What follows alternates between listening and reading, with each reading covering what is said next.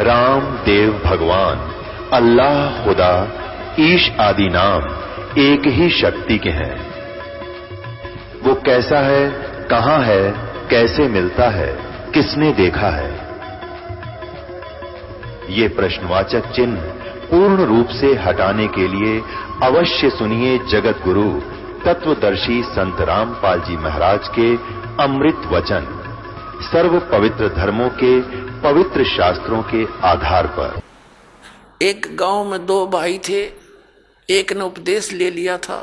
एक उनके पिताजी थे, बहुत नेक आत्मा थे, लेकिन इस ज्ञान के अभाव से वो इन सत्संग आदि के नाम से बहुत खिजते थे। हम वहाँ 3 दिन का पाठ करते थे जैसे यहाँ चलता है, और 3 दिन तक 2-2, 3-3 बार टाइम में सत्संग करते थे। घर वालों को समझाते थे, क्योंकि नया भगवान, नया ही ज्ञान, कई दिन तक लगातार समझाने से कुछ बुद्धि में आता है ये। तो हम सत्संग कर रहे थे। उन घर वालों ने अपने सभी भाईचारे को कह दिया था कि हमारे घर में 3 दिन कोई भी हुक्का बीड़ी तम्बाकू का प्रयोग करने नहीं आवे, या घर में बीड़ी तम्बाकू लेकर भी नहीं आवे। तो क्या हुआ कि उनका बूढ़ा ऊपर चौबारे में, आंगन में, गर्मियों के दिन थे, ऊपर हुक्का भर कर बैठ गया दूसरे भाई अपने पुत्र के घर पे। हम सत्संग करते रहे। तो जब सत्संग समाप्त होने को हुआ, रात, पहले दिन सत्संग सुना दिन में, फिर रात ने सुना, तो अगले दिन वो रात्रि के समय सत्संग समापन हुआ, बूढ़ा नीचे आ गया। लगभग 70 वर्ष की आयु थी उसकी। अब वो आके हमारे पास बैठ गया जमीन पे, और उसकी पुत्र वधू ये सोच रही थी, बूढ़ा पता नहीं क्या बोल लगा महाराज जी को, पता नहीं क्या कह देगा यू, क्योंकि इनने कभी ये काम देखे नहीं, और पता नहीं क्यों आ गया यू तो बहुत चिढ़ा करता है इन बातों से। वो बैठ के और आंखों में पानी भर आया, रोने लग गया। मैंने पूछा क्या बात होगी? बाबा क्या बात है, क्यों रो रहे हो आप? ने बोला जी, जो ज्ञान आपने सुनाया, ये बात तो आज तक हमने कदे सुनने को ना मिली। हमने तो लक्ष्मी चंद की रागनी सुनी हैं, और कोई सांग सिनेमे देखे, और मैं तो इतना मेहनती आदमी था। इन पुत्रा के 2-4 किले आवे थे, मैंने इनके 12 किले बना दिए। 12 एकड़ जमीन, 8 एकड़ और मोल ली मेहनत कर करके। और ईब मेरा क्या होगा? मैं तो 70 साल की उम्र होगी मेरी। अब मैं क्या करूँगा, क्या बनेगी मेरे साथ में? मैंने तो इस ज्ञान से सारी रात नींद आनी बंद हो गई, और अब मेरा खाना पीना भी छूट गया। अब क्या बनेगा, मेरा क्या होगा? मेरी तो उम्र जाली। और उसकी पुत्र वधू भी वहीं बैठ की। बूढ़ा आज तो बहुत अच्छा बोला, और वह ध्यान से सुना कि जो क्या हो गया बुढ़े के एकदम। ने बोला जी, क्या मेरा भी कुछ हो सकता है? मैंने कहा देखो, विश्वास करो, विश्वास करो।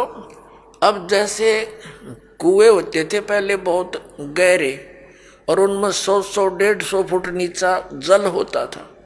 उसको निकालने के लिए एक लंबी नेजू हुआ करती रस्सी, बहुत मोटा, इतना मोटा रस्सा, और 150-200 फुट लंबा, और उसके बाल्टी बांध दी जाती थी।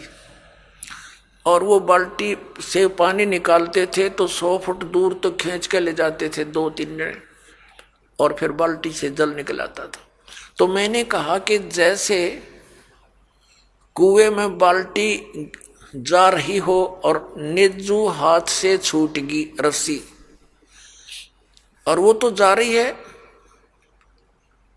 और भाग दौड़ के और उसको पकड़ने की चेष्टा कर ली यार, वो हाथ में आ जा, लास्ट की 6 इंच भी ठहगी।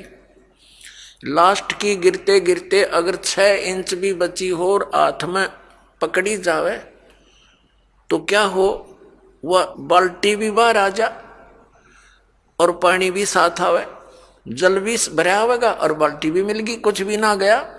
अरनू का जान देव तो जाए ली, तो वो तो जा ही रही है, फिर तो पड़ गए कुएं में, हाथ से छूट गया मनुष्य जीवन। मनुष्य जीवन के अंतिम सांस में भी ये सत भक्ति आपको मिलेगी, आपको मनुष्य जीवन मिलेगा, ये गारंटीड बात है।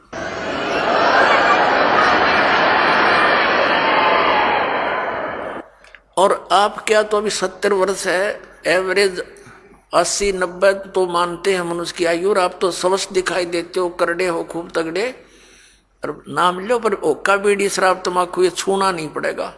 और आन उपासना कुछ नहीं करोगे, ये बाबे गांव गुम में इतने डेरे डेरे बन रहे हैं, या अन्य जो समाधि पूजा तीर्थ व्रत ये नहीं करने होंगे।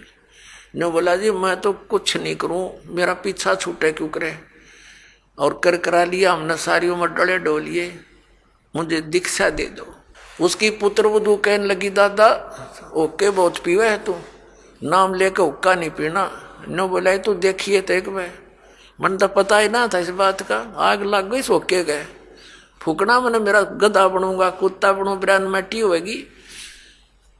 और संता के वचन है ये झूठे नहीं हुआ कर दे बेटी, तो पुण्यात्मा देखकर भाग जाएंगे बुढ़ापे में। नाम ले लिया उस भक्त ने और 10-15 वर्ष जिया, और सह शरीर आराम तक अपना मृत्यु को प्राप्त हुआ और मोक्ष हो गया। कहते हैं जीना तो थोड़ा ही भला जब सत सुमरण हो, और लाख वर्ष का जीवना लेखा धरे नहीं कोई। अपने आत्माओं जैसे बालक भक्ति पर लगता है बहुत अच्छी बात है, लेकिन इस ज्ञान से परिचित बूढ़ा तो सिर धड़कीबाजी ला देगा। न पता है कि उसने तो रोज पता है ना मेरा कल टिकट कट जाए, तो स्लोप में लिया जीवन, कति नो ढलान में है। लास्ट जन के रह जा 60 साल पाछे तो उल्टी गिनती शुरू हो जाए, ध्यान रखनी चाहिए बुढ़ा ने। और डट के करे भक्ति अपना पीछा छुटवावे। और ईबत ही न्यू बड़े रहे। जैसे एक कवि का एक शब्द है, बिना ज्ञान के ऐसे दुखी होते हैं। नर धोखे धोखे लुट गया आगी अंत गड़ी रे, आगी अंत गड़ी। नर धोखे धोखे लुट गया आगी अंत गड़ी रे, आगी अंत गड़ी। तो फिर क्या कहता है, पोता ब्यालों या मन में रही और एली करवा दो खड़ी।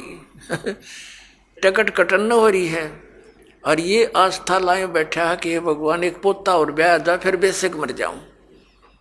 और फिर नो कहे एक छोरे किया, एक और मकान बन जा, बस फिर क्या कहने बेशक मर जाऊं। बता, इस प्रकार की आस्थाएं अज्ञानता से वृद्ध अवस्था में ये ज्यादा बढ़ जाती है। और जब ज्ञान हो जाएगा तब अपना माला लेके और बैठ जा कुण में, ना ताश खेले, ना होके पाड़े, ना गप्पे मारे, दिन रात एक करके अपना भक्ति करा के पीछा छुड़वावे। तो इस प्रकार पुण्यात्माओं परमात्मा कहते हैं पाछे गई सो जान दे, और ले रहे तीन राख, उल्टी ला चढ़ाइयो करो अपुटी चाक। अगम निगम को खोज ले, बुद्धि विवेक विचार, उदय अस्त का राज मिले, तो बिन नाम बेगार। क्या कहते हैं परमात्मा के याद दिलाना चाहते हैं कि जरा सा कुछ विवेक से काम ले ए प्राणी। अगम निगम को खोज ले और बुद्धि विवेक विचार, उदय अस्त का राज मिले, तो बिन नाम बेगार। बेगार क्या होती थी? हम छोटे थे उस समय ये 3 व्हीलर चले थे पेट्रोल के, जिसने ये गणेश बोले हैं। और हमारे गांव से लखन माजरा तक एक गणेश चलते थे, 2 टेम्पू थे वह। उनमें से एक दिन नहीं आया, तो अगले दिन उससे पूछा उसके साथी ने कि कल कहाँ चला गया था। उसने बताया मैं कल बेगार